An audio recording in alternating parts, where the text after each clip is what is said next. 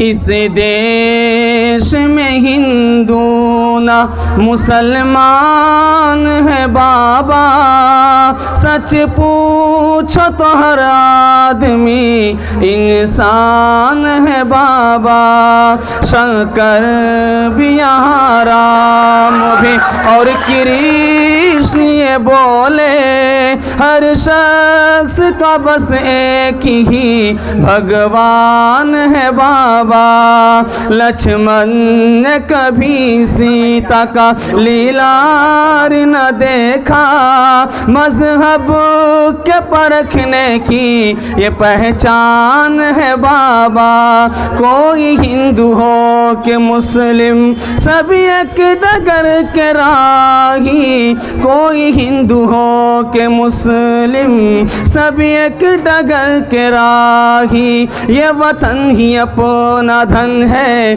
اور اس کے ہیں ہم سپاہی، رہے ساتھ ساتھ جب تلک ہم تو برس رہا تھا سونا، جہاں ہم الگ ہوئے ہیں وہی آ گئی تباہی۔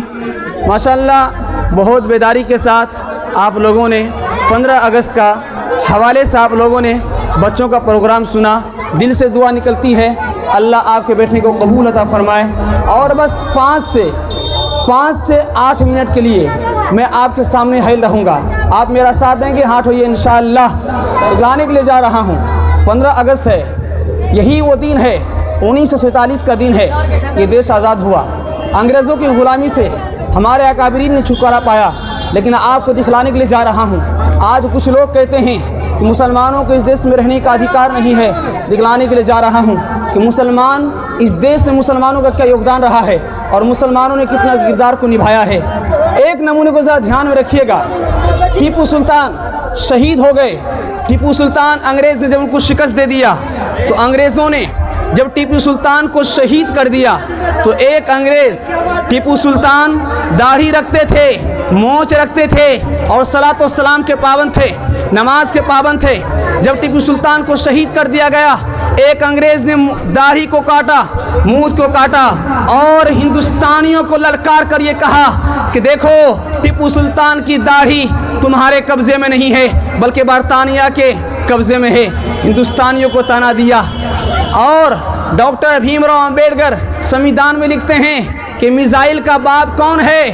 آپ کو معلوم ہونا چاہیے، میزائل کا باپ کون؟ کوئی اور نہیں بلکہ ٹیپو سلطان تھا، میزائل بنانے میں ٹیپو سلطان آگے رہے۔ دکھلانے کے لیے جا رہا ہوں، اس دیش میں ابھی آپ نے جھنڈا پھہرایا، کسی نوجوان کے ہاتھوں بچوں کے ہاتھوں ترنگا ہے، اس ترنگا کو بنانے والا کون؟ کوئی اور نہیں، ایک مسلمان عورت سریا طیب نام کر کی عورت تھی۔ جے ہند کا نعرہ لگانے والا کون؟ ایک مولانا صاحب۔ اور سارے جہاں سچا ہندوستان ہمارا، یہ کون بولا؟ کوئی اور نہیں بلکہ علامہ اقبال ایک مسلمان تھا۔ جب انگریزوں نے قرآن کو جلانا شروع کیا، عالم کو مارنا شروع کیا، قرآن جلا دیے، کہا کہ قرآن جلانے سے مسئلہ حل نہیں ہوگا بلکہ علماء کو، مولانا کو مارنے سے مسئلہ حل ہوگا۔ جیسے انگریزوں نے 3 لاکھ قرآن کے نسخے جلا دیے تو انگریز کو جب یہ بات پتہ چلتا ہے کہ قرآن تو مٹ جائے گا لیکن مسلمانوں کے جو رہبر ہیں، جو علماء ہیں، ان کے سینوں میں قرآن محفوظ رہے گا۔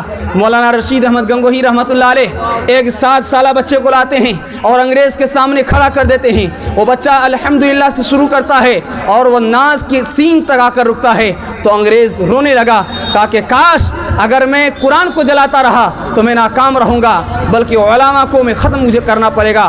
یاد رکھیے دلی کی چندنی چوک سے لے کر خیبر تک ایسا کوئی درخت، ایسا کوئی گاج خالی نہیں تھا جس پر علماء کی گردن نہ لٹکی ہوئی ہو۔ 72,000 علماء کی گردن کاٹی گئی اور 72,000 علماء کو، 72,000 مولویوں کو کھولتی ہوئی تیلوں میں ڈالا گیا اور جلا کر راکھ کر دیا گیا اور 54,000 مولویوں کو گولی کھا کر مارنا، انگریزوں نے گولی مار کر اڑا دیا۔